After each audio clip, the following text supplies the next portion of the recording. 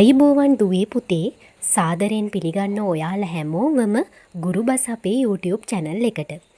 ඔන්න ඉතින් අද ඉඳන් අපේ channel එකෙන් අරගෙන එන වීඩියෝ වල අපි පොඩි වෙනසක් කරන්න හිතුවා.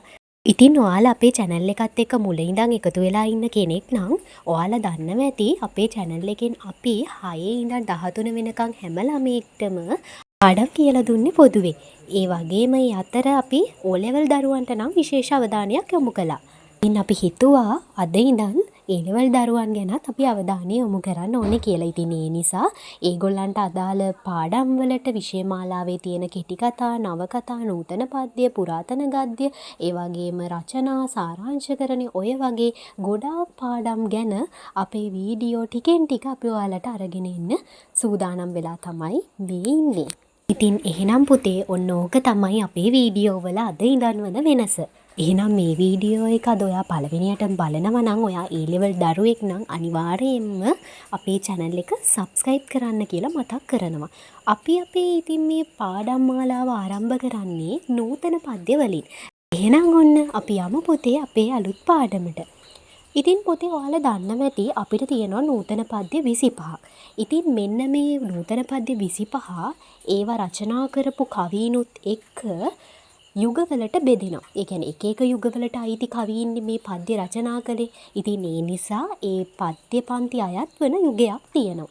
ඉතින් ඒ නිසා ඒව එකින් එක දැනගන්නවට වඩා අපිට ලේසි ඒව ඔක්කොම පිළිවෙලකට මුලින්ම ඉගෙන ගත්තාම. ඉතින් ඒක තමයි අද අපි ඔයාලට කියලා දෙන්න යන්නේ. අපි බලමු පුතේ මේ නූතන පද්‍ය බෙදෙන යුගයන් මොනවද කියලා.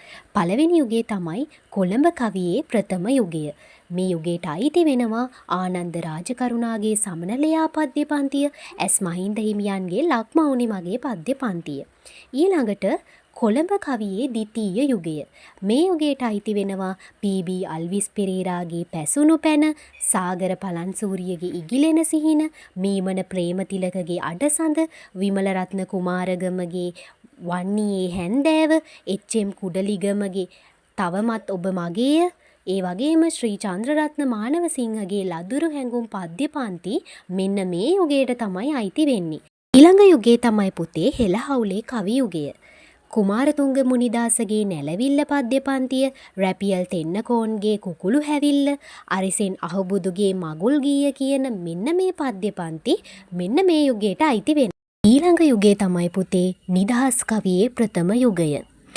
ජී.බී. සේනානායකගේ දෙවියන් මැරීම, සිරිගුණසිංහගේ අභිනික්මන, ගුණදාස අමරසේකරගේ අඳුරාපේ දුක නිවාවි, මහගමසේකරගේ මාර යුද්ධය, විමල් දිසානායකගේ නාගලකන්ද කියන මෙන්න මේ පද්‍ය පන්තින් ඔක්කොම අයිති වෙන්නේ නිදහස් කවියේ ප්‍රථම යුගයට. අවසාන යුගයේ තමයි පුතේ නිදහස් කවියේ පශ්චාත් යුගය. පරාක්‍රම කොඩිතුවක්කුගේ දේදුන්න පායාවි හෙටත් පාලමුඩින්, මොනිකා රුවන් පතිරණගේ පොඩිදුව, දයාසේන ගුණසිංහගේ රන්තැටියක කඳුළු, බුද්ධදාස ගලප්පත්තිගේ දුරුරට ගිය පුතු, රත්නශ්‍රී විජේසිංහගේ පරමල්, නන්දන වීරසිංහගේ ආදරණීය පාසල, ආර්යවංශ රණවීරගේ තුරුසෙනග හා තනපඳුර, ධර්මසිරි රාජපක්ෂගේ නංගිගේ රහසිගත සෙනෙහි වීණාව, ලාල් හෑගොඩගේ සතුට කියන මෙන්න මේ පද්‍ය පන්ති ඔක්කොම නිදහස් කවියේ පශ්චාත් යුගයට අයිති. ඉතින් ඔන්න ඔය විදිහට තමයි පුතේ ඔයාලට තියෙන පද්‍ය පන්ති 25 යුගයන් වලට වර්ගීකරණය වෙන්නේ. ඔයාලට දැන් මේ පාඩම් කොටස ඉතාමත් පැහැදිලිව සරලව තේරෙනවා ඇති කියලා අපි හිතනවා. ඒ වගේම මේ ෂෝට් නෝට් එකත් අනිවාර්යයෙන්ම ඔයාලා ලියා ගන්න. ඔයාලට පාඩම් කරද්දිත් මේ විදිහට ඉගෙන ගත්තාම හරිම ලේසි. ඉතින් අපි අපේ ඉදිරි වීඩියෝ වලින් මේ පද්‍ය පන්ති එකින් එක සාකච්ඡා කරනවා. ඒ වගේම මේ වැනි විචාර ලියන්නේ කොහොමද කියලා ආදර්ශ ප්‍රශ්න ඇසුරෙන් කියලා දෙනවා. ඒ නිසා පුතේ අපේ channel එකත් එක්ක රැඳිලා ඉන්න අපිව subscribe කරන්න කියලා ආයෙත් මතක් කරනවා. ඒ වගේම අද වීඩියෝ එකේ පාඩම් කොටසේ ඔයාලට ප්‍රශ්න මොනවා හරි තියෙනවා නම් එහෙම නැත්නම් වෙන පාඩම් වල ප්‍රශ්න මොනවා හරි තියෙනවා නම් ඔයාලා කමෙන්ට් කරගෙන යන්න, like එකක් දාන්න, වීඩියෝ එක ඔයාලගේ යාළුවන්ටත් බලන්න ෂෙයා කරන්න. එහෙනම් ඉතින් අද මේ වීඩියෝ එකෙන් ගිහින් එන්නම්. ඔයාලා හැමෝටම ආයුබෝවන්.